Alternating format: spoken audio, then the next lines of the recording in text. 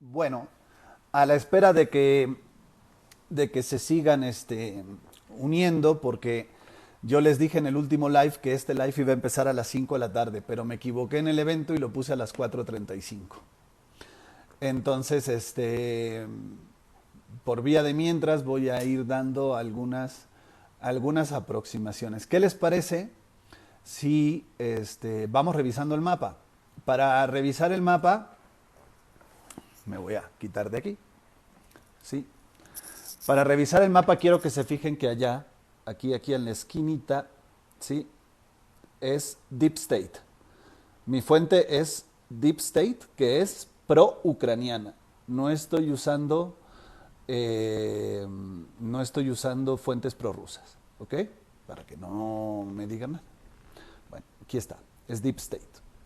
¿Qué dice el mapa de Deep State?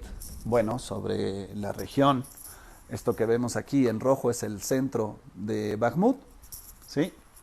Esto, digamos, ya es todo lo tomado por Rusia, comienzan desde aquí, vienen para acá, todo Bakhmut ha caído, hay una pequeña zona que todavía el mapa ucraniano no muestra, que muestra que está en control, que es esta zona de aquí abajo, este pequeño espacio que deben ser 4 casas, está controlado todavía por Ucrania. Según Ucrania, según Rusia, eso ya ha sido tomado. De hecho, las banderas rusas ondean en toda esa zona.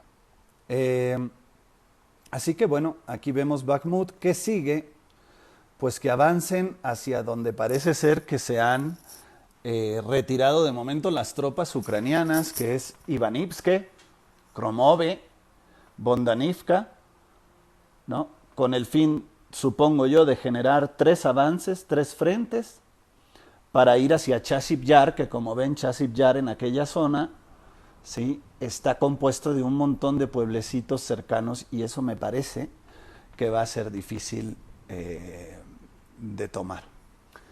Cuando dicen que Ucrania, hola Erika, saludos, gracias por estar aquí. Fer, ¿cómo estás? Ahorita en breve te subo, Fer, para que me eches la mano también con la moderación. Bueno, continúo. Cuando hablaban en el live pasado, esta niña que todavía no se nos une y dudo que se nos una, hablaba ella de que Ucrania había tomado, bueno, que miles de kilómetros cuadrados en este inicio de contraofensiva, cosa que yo le dije, pues estás, o sea, me llamas a mí mentiroso, pero la que estás mintiendo eres tú. Bueno, pues este mapa proucraniano nos muestra lo que ha tomado, lo que ha tomado verdaderamente Ucrania. Bueno, aquí por ejemplo pueden ver este pedazo azul que estoy marcando lo estoy marcando aquí con el mouse, ¿sí? Con la manita. ¿La ven este pedazo azul? Bueno, este pedazo azul es una parte que ganaron los ucranianos en estas semanas, ¿sí? Bueno, estos son, ahí ahorita que le pico, 2.32 kilómetros cuadrados. 2 kilómetros cuadrados, ¿ok? Si me voy a la parte de abajo, aquí digamos que este era el segundo saliente con el cual voy a hacerlo un poco más, es que el zoom no me hace mucha justicia, a ver, ahí voy, ahí voy. Ahí. Ahí. Si se acuerdan, por aquí arriba, por donde estoy marcando, voy a marcarlo por aquí. Por aquí arriba teníamos un saliente, ¿no? Y por aquí abajo, esto el centro es Bakhmut, por aquí abajo teníamos otro saliente. Que nosotros pensábamos, o la gran mayoría pensaba, que lo que estaban tratando de hacer era embolsar Bakhmut. Bueno, pues ¿qué ha pasado? Que ha avanzado más Wagner en Bakhmut que las fuerzas de marines rusos que están aquí en el norte y aquí en el sur. Entonces, aquí tenemos otro espacio en azul, que es algo que ha liberado Ucrania. todo lo que vamos a ver en el mapa, porque voy a hacer un recorrido, ahora me voy a ir hacia el sur y luego voy a subir hacia el norte. Bakhmut está más o menos al medio de toda la línea de contacto. Bueno, esto que está aquí, este pedacito es de 11.45 kilómetros cuadrados, más 2 kilómetros cuadrados de arriba, y me veo generoso con estos dos puntitos azules que deben ser medio metro y medio metro. Pues haz de cuenta que aquí lograron empujar a los rusos, según ellos, hasta Klishivka y a Dudovko-Vasilivka. ¿Ok? Pero cuando hacemos un zoom, ahora sí, vamos a ver verdaderamente este terreno de 11 kilómetros, de qué se compone. Aquí está el territorio liberado por Ucrania. En esta semana que nos han dicho que Ucrania ha avanzado un montón. Bueno, aquí están los 11.45 kilómetros. No sé si se alcanza a ver bien. Por eso tengo la pantalla mía y no he subido a nadie para que se lo puedan ver lo más grande posible antes de comenzar a subir gente. Estos son una zona arbolada hacia el oeste y campos de cultivo hacia el este. O sea, 1, 2, 3, 4, 5, 6, 7, 8, 9 lotes de campo de cultivo. Eso es lo que liberaron. 9 lotes de campo de cultivo. ¿Y por qué lo liberaron? ¿Cómo pudo avanzar hasta ahí Ucrania? ¿Verdaderamente tuvo resistencia? Pues no. ¿Por qué? Porque los rusos, al verlos venir, simplemente hacen lo que cualquiera haría. Fíjense que hay aquí atrás. Bajo control ruso. Esto es Klishivivka. Es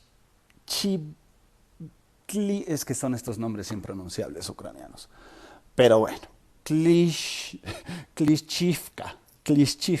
Bueno, Klishchivka, toda esta zona de aquí, ofrece evidentemente con las fortificaciones, ¿no? Pues una retaguardia bastante sólida. Pero si vemos hacia adelante, tenemos que trincheras, trincheras y más trincheras en toda esta zona. Inclusive un pequeño arroyo aquí en la línea punteada que cruza al lado de esta ubicación. Aquí hay una posición rusa, si se fijan. Esa es la posición rusa, este rombo rojo que quedó al frente. Y desde atrás, ¿qué es lo que van a hacer? Pues muy lógico, agarrar la artillería y pegarles a sus campos. ¿Ok? Entonces, al final del día, esto militarmente se llamarían combates posicionales, no liberación de absolutamente nada, no hay nada liberado, o sea, son campos. Y lo voy a ir probando.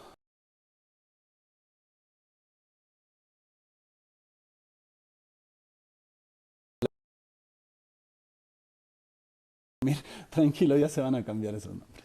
Bueno, y lo voy a ir, ahora voy a hacer un zoom out, ¿sí? Síganme en esto, voy a hacer un zoom out. Sobre todo para los que no ven el mapa tan seguido o creen que el mapa, pues no, bueno, o creen que el mapa no cuenta, ¿no? Bueno, vamos por acá. Si gustan, bueno, evidentemente la zona de Crimea, más allá de lo que hemos podido ver, eh, de algún que otro dron que llegó hace un mes y de los, tengo que decirlo, delirios de Zelensky de querer recuperar Crimea, bueno, esto es imposible y me voy a referir a esto más adelante cuando terminemos con el mapa. Y les voy a contar la historia de Crimea de los últimos 100 años para entender por qué está pasando esto. Bueno, vámonos a Gerson. Vámonos a Gerson. Recordemos que esta parte sur está totalmente estática desde hace más de 200 días. O sea, esta zona no se mueve, ¿sí? Es la separación del río Dnipro. Por aquí nos decían que tenían este también delirio de hacer una operación anfibia para entrar por este saliente, para luego hacerse fuertes en esta pequeña península y luego atacar hacia Ivanivka y Novosurivka. Bueno, hasta ahorita los expertos del Pentágono consideran que Ucrania no tiene la capacidad para hacer un desembarco anfibio. Pero recuerden que todo en una guerra, las guerras sorprenden, ¿no? Al final del día. Pudieran hacerlo, pero es muy difícil porque no tienen ni siquiera el equipamiento anfibio necesario para poder hacer un desembarco de la magnitud que se requiere para romper las defensas rusas, ¿no? Bueno, Gerson, esta zona, pues por supuesto está estática. La división es el río, ¿sí? Aquí sigo subiendo, si ven, pues Nikopol, la división es la parte más ancha del río. Aquí arriba tenemos Zaporilla, bajo control ucraniano. Y vamos a seguir subiendo hacia el norte. ¿Con qué nos encontramos de zonas de actividad? Bueno, esta es una zona de actividad importante. Esta es la ciudad de Donetsk.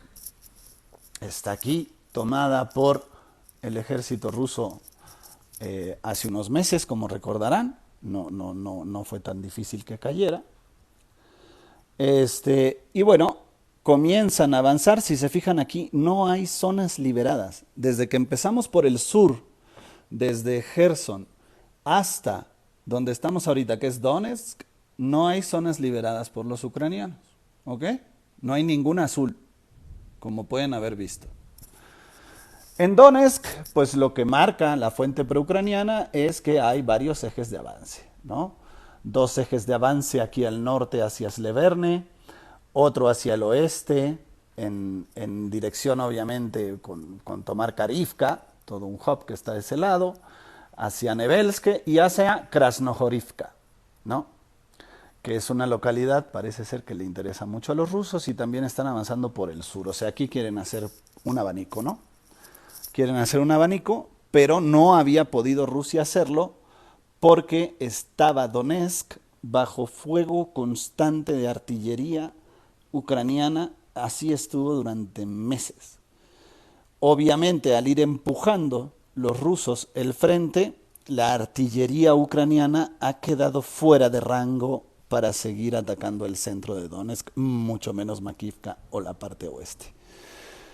Entonces es de esperarse que este respiro les permita reorganizarse, les permita reabastecerse y les permite ir avanzando. Aquí combaten Akhmat y combaten el ejército ruso. Bueno, voy a seguir subiendo, ¿eh?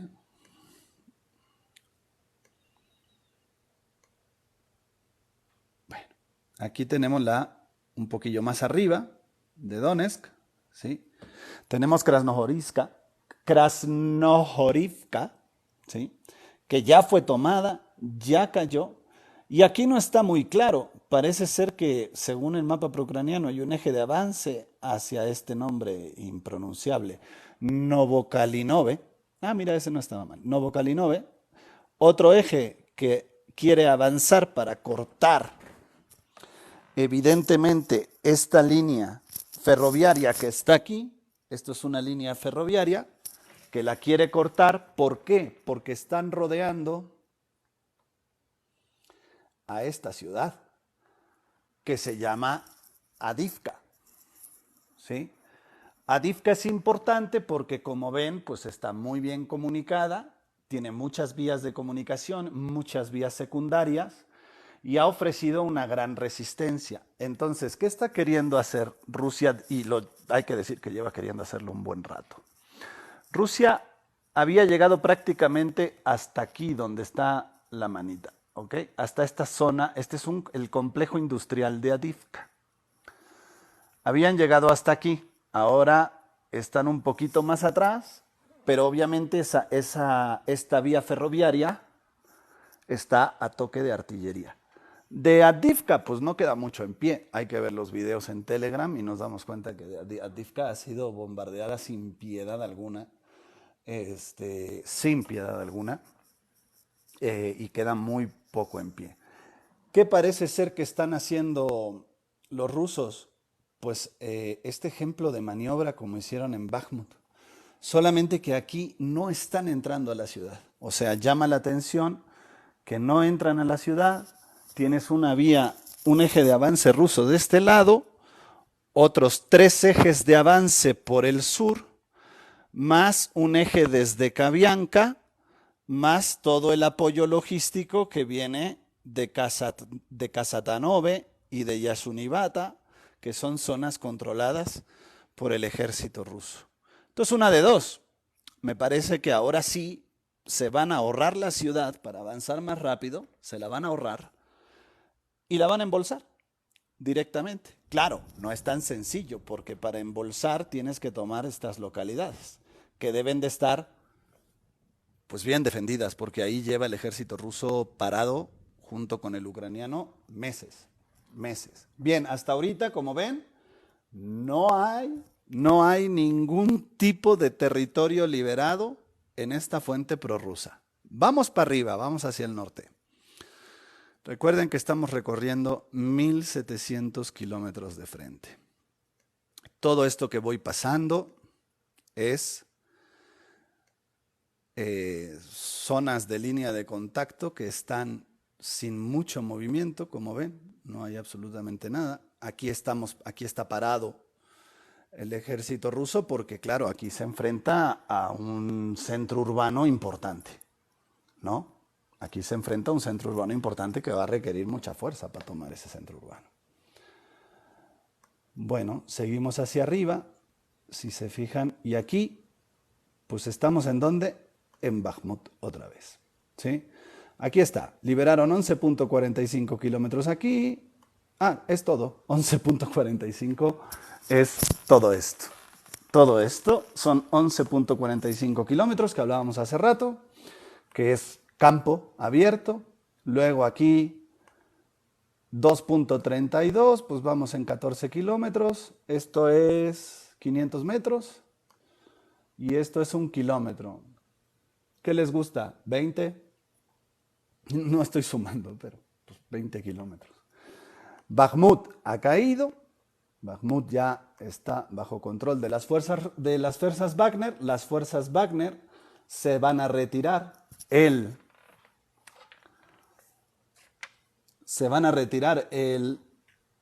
28 y van a ser el 28 de mayo y van a ser relevadas por las fuerzas Akhmat chechenas para mantener el control de Bakhmut, y los siguientes avances los harán las fuerzas Akhmat chechenas. Aquí seguimos subiendo y tenemos un área liberada. Pero fíjense lo que les quiero mostrar. Es que es campo, esto es campo. No es nada. Es una parcela de terreno de cultivo. No me puedes decir que estás liberando nada a Ucrania porque eso es un combate posicional. O sea, qué bueno que lo echaste para atrás, pero pues, no sirve, ¿no? Vamos a seguir subiendo. Esto en verde es el área liberada en la contraofensiva de primavera pasada. ¿Sí? Y aquí ya acercándonos ya hacia Kharkov, vemos que sigue todo relativamente parado, algunos pequeños ejes de avance, pero toda esta zona hacia el norte, si se fijan, no tiene gran actividad, y aquí termina el frente. Aquí termina el frente. Entonces, bueno, en este recorrido, pues si se fijan, pues vean ustedes los puntos azulitos, o sea, eso es lo que liberaron. Entonces, todo esto se los pongo en relación a que cuando se dice que Ucrania está avanzando, pues la verdad es que en deuda debe ser, porque en el terreno, como les acabo de probar con una fuente proucraniana, no. Ferroqueando dice, hola, ya vi que pediste la palabra Fer. Te la voy a dar en un momento porque me falta continuar un poco con la exposición y después pasamos al debate. ¿Ok? Si alguien tiene dudas hasta aquí, sería bueno que las comente porque voy entonces con la segunda parte de este live, que es la parte de exposición de la historia de Crimea y la historia del sur de Ucrania. Si alguien tiene dudas en lo que preparo la siguiente lámina, ahí voy, es que tengo muchas aquí marcadas. Ténganme paciencia, que estamos estrenando set y estamos estrenando todo esto de estar poniéndoles las cosas. Bueno, gracias Máximo. Bueno, bien, vamos con esto. Teoría de Rimland. Tesis de Rimland. Está hecha por un tocayo mío que se llamaba Nicholas Spykman. Y es un geopolítico de mediados del siglo XX. ¿Sí? ¿Y qué decía él respecto al análisis que hace geopolítico? Bueno, analizaba las zonas de influencia y analizaba por qué durante 500, 600, 1000, 2000 años se habían dado toda una serie de conflictos en esta zona azul. ¿Sí? En esta zona azul. Toda esta zona azul. ¿No? Pero que en la zona roja, lo que vemos ahora como land power, ¿ok? Era una zona siempre estable. Siempre estable. ¿Por qué? Porque tiene ciertas ventajas. Por arriba es inaccesible, ¿ok? Por el norte es inaccesible. O sea, esto lo hacen básicamente buques rompehielos y demás. Esto es el Ártico. Pero es una zona que Rusia ha aprendido a manejar muy bien. Rusia sí tiene buques capaces de estar por aquí. Pero el resto del mundo tiene o no tiene o tiene muy pocos buques que pueden entrar por estas capas de hielo. Entonces, esta zona central resulta ser que contiene en la región europea, asiática y euroasiática per se, contiene grandes cantidades de depósitos minerales y de materias primas, más que en cualquier otra parte del mundo. Por tanto, él predice que lo que va a pasar, y lo predice en 1940, que lo que va a pasar en el futuro es que toda esta zona de inestabilidad se va a seguir presentando porque todos estos cuates quieren la zona roja. ¿Y quién es la zona roja? Rusia. ¿Ok? Entonces, toda la zona, digamos, esta zona central es una zona que va a ganar siempre con poder terrestre. O sea, su doctrina militar tiene que estar enfocada en el poder terrestre, porque el 95% de sus guerras van a ser por tierra, ¿ok? No van a ser por mar. ¿Por qué? Porque pues, es inaccesible. Sin embargo, todo lo que esté aquí, y aquí es donde se fue colocando Estados Unidos. Toda esta ruta de aquí va a ser dominada por quien tenga el poder del mar. Y así nace la OTAN, ¿no? Organización del Tratado del Atlántico Norte, y por supuesto empiezan a operar. Aquí está Inglaterra, aquí está España, ¿no? Aquí está Francia. Entonces empiezan a operar esta zona. Estados Unidos hoy por hoy tiene presencia en toda la línea. Sin embargo, China, que nos aparece aquí, esta parte también es China, o sea, hay una parte de China y una parte de Rusia, ¿sí? Dice, ¿tú qué haces aquí? ¿Sí? ¿O tú qué haces aquí en el estrecho de Taiwán? Aquí está Taiwán, es este pedacito de aquí. ¿Tú qué haces aquí, Estados Unidos, en esta zona? ¿No? Pero bueno, finalmente, como dice el postulador de esta tesis, mi tocayo, siempre los vas a tener lejos. Es decir, al poder naval siempre lo vas a tener lejos. Tú necesitas para defender esta zona poder terrestre. Y toda esta zona, por tanto, van a ser zonas de inestabilidad política, social, y esto es lo que hemos visto a lo largo de toda la historia pues, registrada y escrita, ¿no? Siempre hemos tenido estos problemas en esta zona. ¿Por qué tenemos problemas en esta zona? ¿Y en qué me baso para decir que hay problemas en esta zona más allá de la tesis? Bueno, pues veamos, por ejemplo, vámonos a 1300. Este es el Imperio Otomano. Ahorita los guío un poquito porque este mapa no tiene marcas geográficas. Pero para que nos ubiquemos, esto de aquí, arriba, este mogotito de aquí, es Crimea. Y este pedazo de aquí arribita es una sección de Ucrania que pertenece al Imperio Otomano. Ni hablar de Bulgaria, Moldavia, Eslovaquia, Polonia, toda esta zona es del Imperio Otomano, ¿sí? Grecia en algún momento, poco tiempo, pero lo fue. De este lado, esta que sale aquí, pues es Italia, ¿no? Hasta ahí no llegó. Pero fíjense la magnitud. Entonces, esto verde es el centro del Imperio Otomano. ¿Qué es esto verde hoy por hoy? Evidentemente Turquía. ¿Ok? Esto es Turquía. Todo el Imperio Otomano creció principalmente desde toda esta parte de Medio Oriente, comenzó a subir. Aquí está Azerbaiyán, aquí está Georgia, esto es Rusia, esto es Crimea, esto es Ucrania y estos son toda la parte conquistada de los imperios moldavos y demás. Esto comienza desde 1657, más o menos, ¿sí?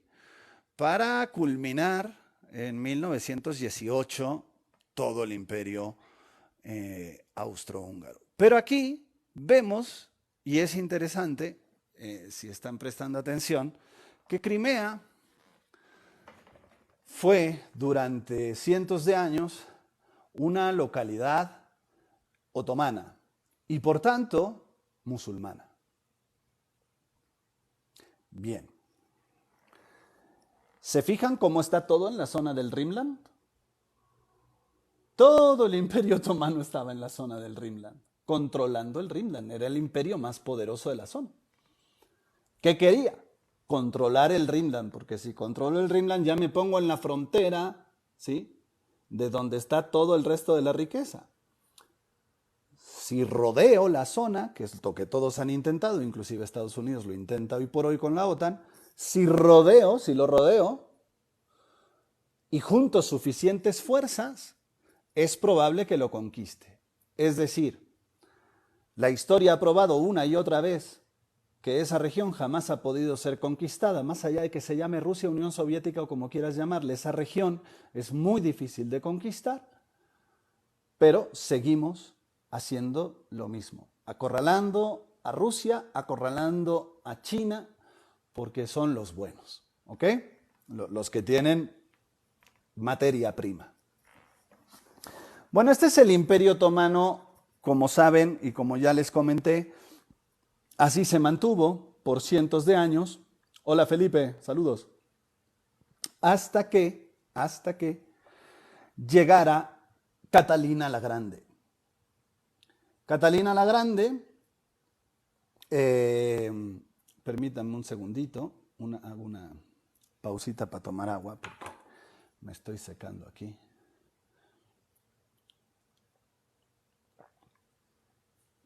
Catalina la Grande se convierte en emperatriz rusa. Saludos Guido, saludos Mayito. Se convierte en emperatriz del Imperio Ruso. Y por supuesto lo que intenta Catalina la Grande, y lo intenta con un gran éxito, es hacer retroceder al Imperio Otomano y liberar territorio que en el medioevo, por ahí del año 600, pertenecía a la Rus de Kiev. Entre esos territorios, una parte de Crimea, la parte norte.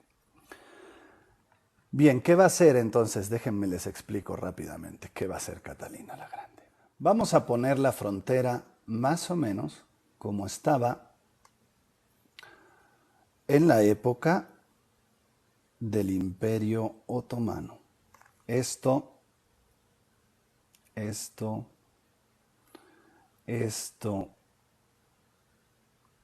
y esto hasta abajo a Georgia. Ahorita abriré otro espacio, ¿sí? Todo eso en rojo era del Imperio Otomano. Si se fijan, Kiev no pertenecía al Imperio Otomano. ¿Por qué no pertenece al Imperio Otomano? Porque ahí había estado la Rus de Kiev. Por tanto, era una zona de influencia rusa. Aquí arribita está Moscú. Ahorita voy a agarrar otra captura de pantalla para enseñarles mejor. ¿Ok? Toda esta zona estuvo poblada por musulmanes durante 500 años. 500 años. Entonces, Catalina la Grande dice, como nosotros teníamos aquí la Rus de Kiev, en Kiev vamos a hacer una operación militar y vamos a empujar a los otomanos para recuperar ya falsamente todos estos territorios de Moldavia, Rumania y demás, que no existían en ese entonces. Pero al final Catalina abandona esta idea y decide irse directamente hacia el sur, hacia Sebastopol. ¿Por qué a Sebastopol? Porque era un puerto histórico construido desde el medioevo, un puerto rudimentario, evidentemente, en aquella época, por Rusia, o por los rusos, o por los Rus de Kiev. ¿Ok? Hola Rayo Azul, hola Rayo Azul, hola, hola, China será la nueva triunfadora. Bueno, continúo con la exposición, ahorita voy con preguntas. Voy a abrir una nueva captura, si me permiten un momento. Les voy a abrir una nueva captura de pantalla, un poquito más de la zona. Esta mera. No, esta tampoco, porque no veo bien a Turquía. Hice varias, no se preocupen. Creo que esta. Ahí está, mira. Y esta ya la tengo hasta rayada. Ahí está. ¿Sí? Entonces Moscú, a manos de Catalina la Grande, estamos en 1780. Inicia esta campaña y rompe las líneas defensivas del Imperio Otomano justo al centro para ingresar primeramente con la primera línea, con el primer eje de avance de la ofensiva rusa a Crimea y recuperar Crimea. Y el segundo eje de ataque vendría en dirección a lo que hoy conocemos como Georgia y Azerbaiyán, y dejaría al Imperio Otomano solamente con esta parte de Turquía, más sus territorios del sur, Siria, Líbano, etcétera, ¿no? Todo pegado al Mediterráneo. Para posteriormente, pues caer, como saben, en 1900, principios del siglo XX, cae el Imperio Otomano y ya está. ¿Ok? Si no te interesa, Alfonso, eres muy libre de deslizar la pantalla e irte a otro lado. Saludos, Marcial. Bueno, entonces, finalmente Catalina la Grande gana. El Imperio Otomano le da la victoria y parte del Tratado de Kariñáfka, que se firmara para este efecto de rendición otomana, les entrega todo el territorio desde Georgia, de lo que hoy conocemos como Georgia, hasta, fíjense muy bien, en la raya negra es un poquito más para acá, hasta esto. Es un poquillo más para acá, pero bueno. básicamente, a grosso modo, ese es el territorio que gana Rusia, pues peleando. Mientras que del otro lado, pues una Ucrania inexistente en 1783. Más o menos se queda con esto. Esta línea roja que acabo de poner, de este lado, esto es lo que gana Rusia, ¿sí? Y de este lado lo perdería después el Imperio Otomano, pero a través de otros conflictos con estas naciones. Pero esto es lo que gana Rusia. Por tanto, para ganarlo le toma 3 años, empieza en 1780, termina en 1783. Y bueno, así es como queda. 1783.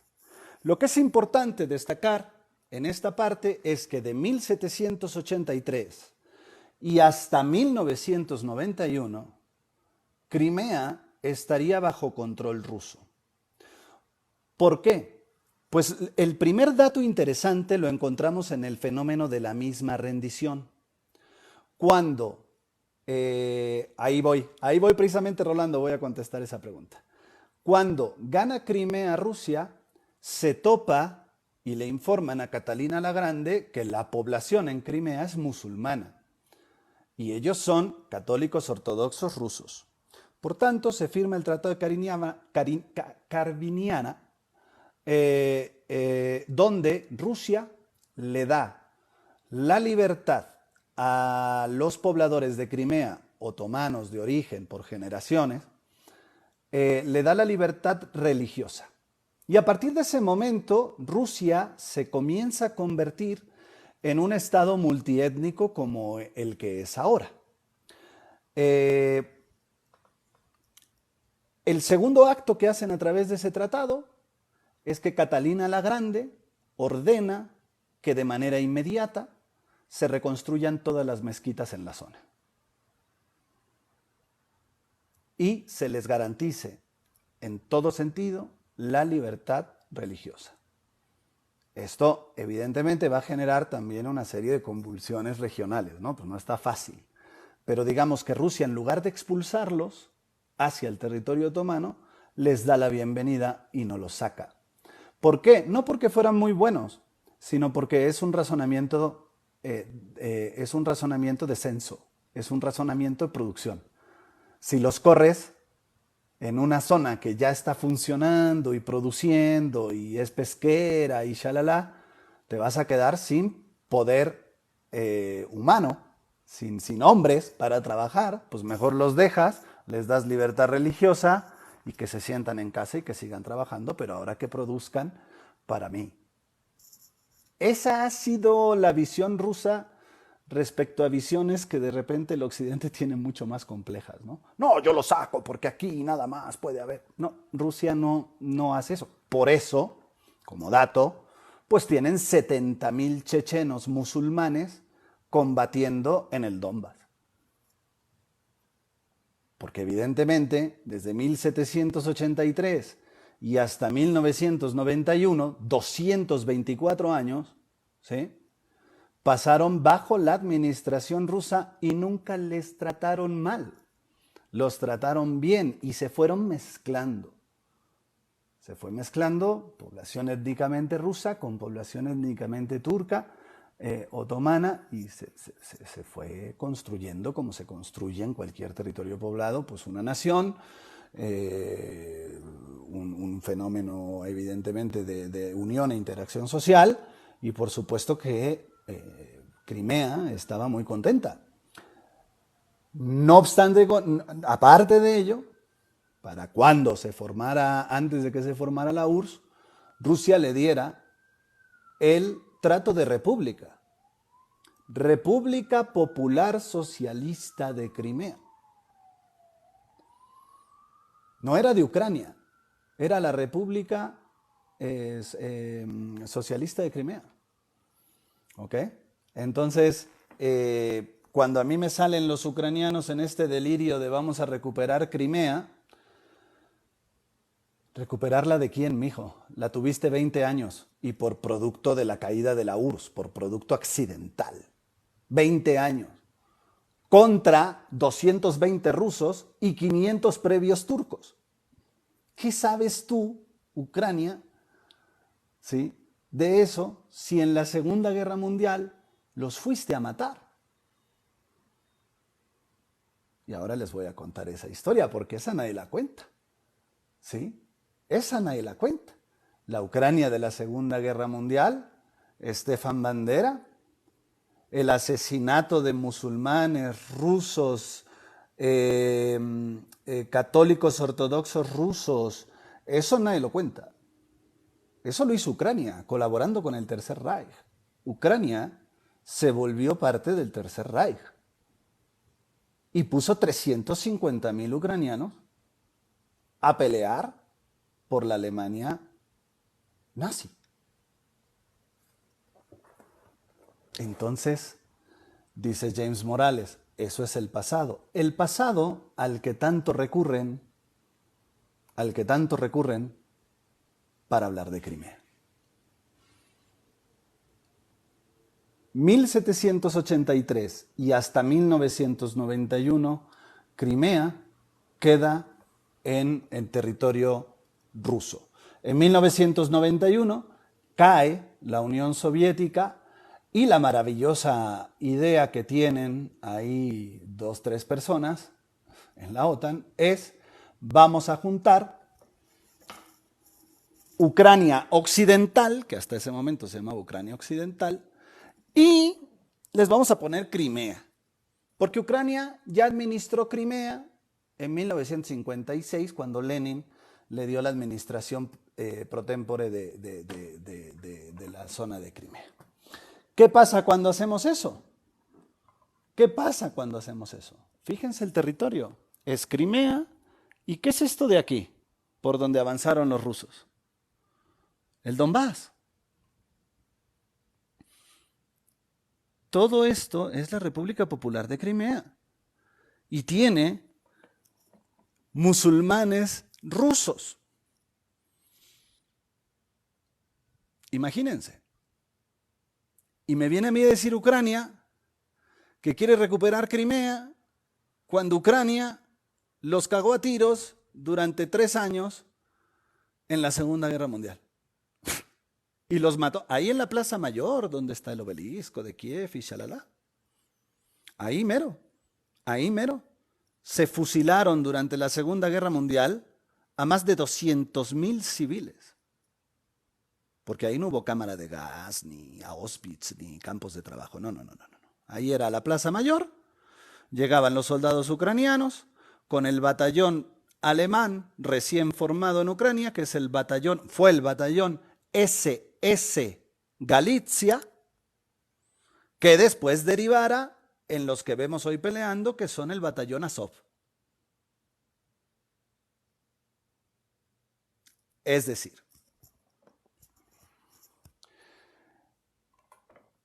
me encanta que dicen, no sabes nada. Bueno, está bien. Gloria a Ucrania, venga.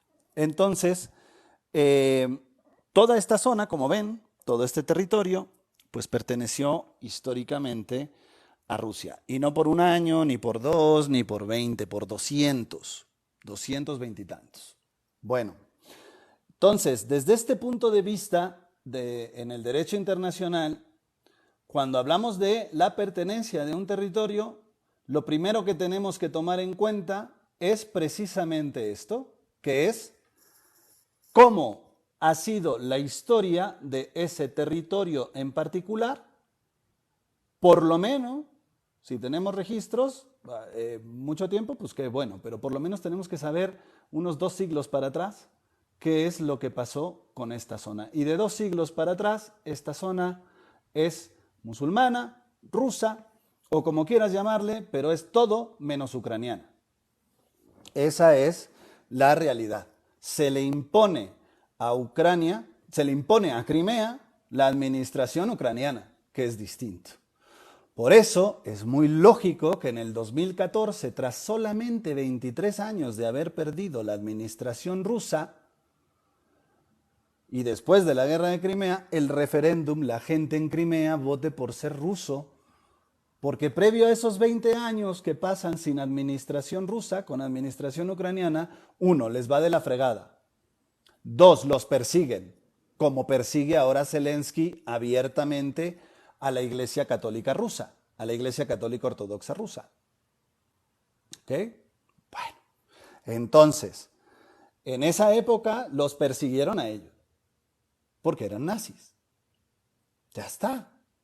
Es que no hay más. Y el que no me crea, que agarre un libro de historia. Y punto. ¿No?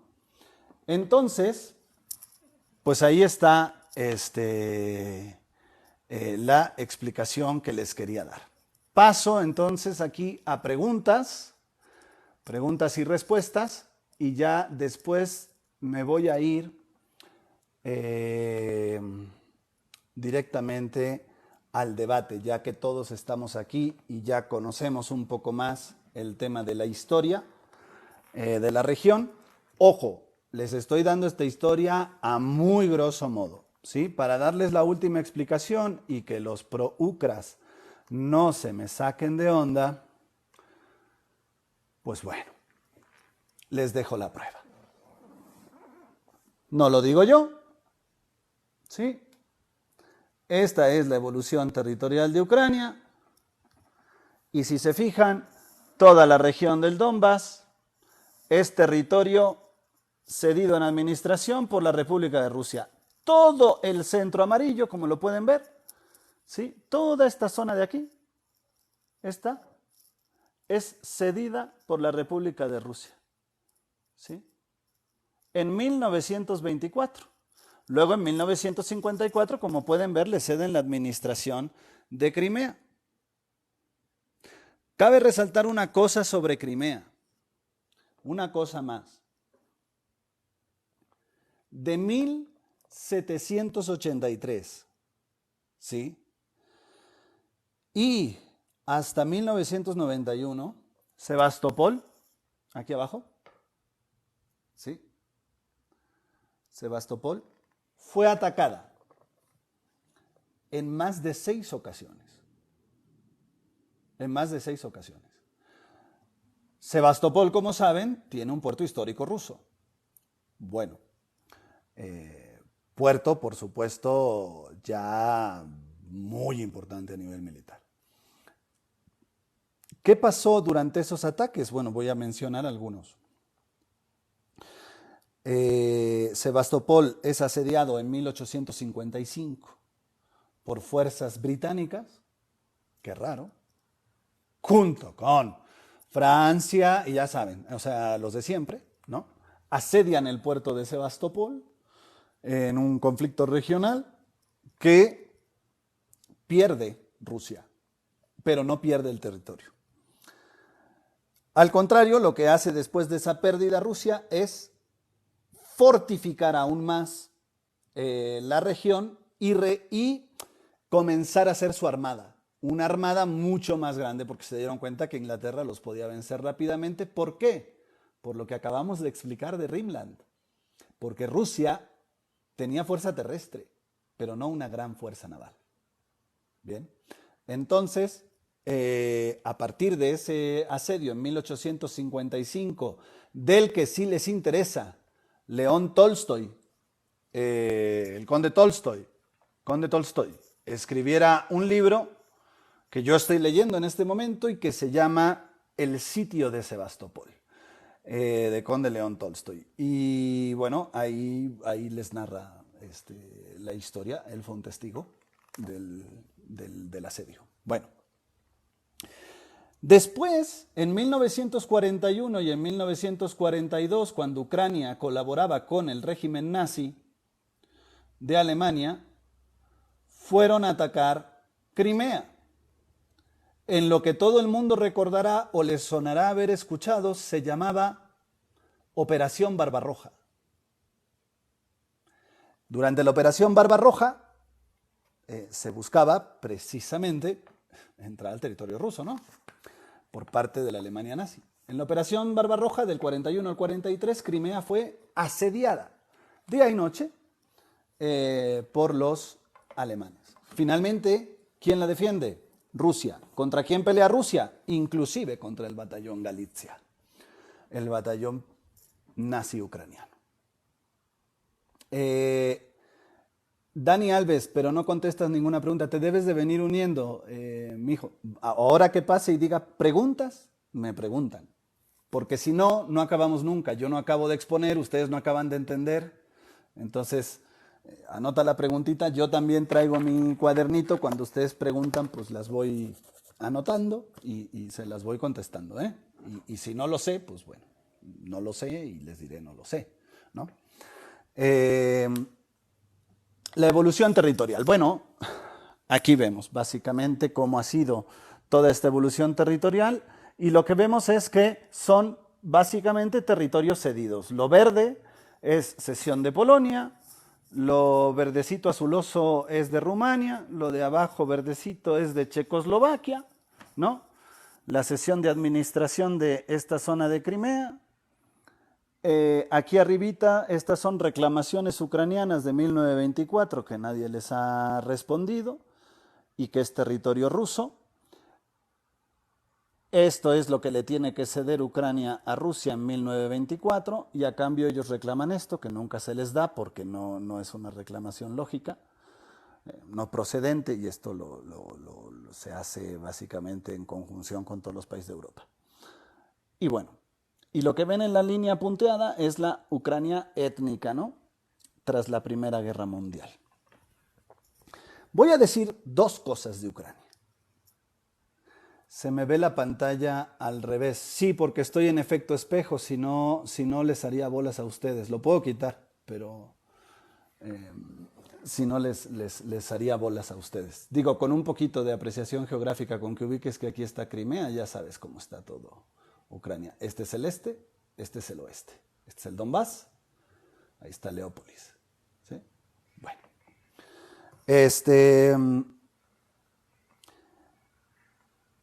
Vamos a ir a entrados del siglo XX y ya me voy con preguntas.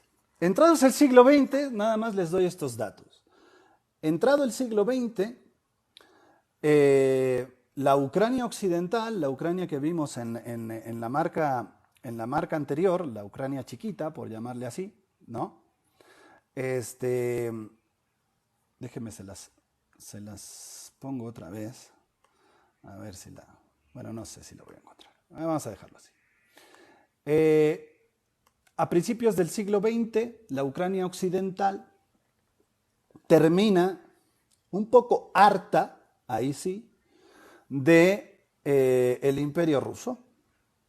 Y esto es cierto, y me parece que es una defensa mucho más legítima para los ucranianos o una justificación más legítima a esto que voy a contar, que las barbaridades que dicen, como de Crimea.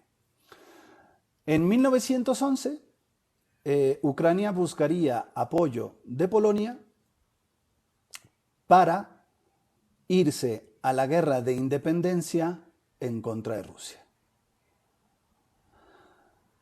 ¿Se acuerdan que Polonia anda reclamando una serie de territorios? Le anda reclamando a Ucrania una serie de territorios. Pues son estos: Leópolis, 1939. Polonia se los cede a Ucrania, ¿sí?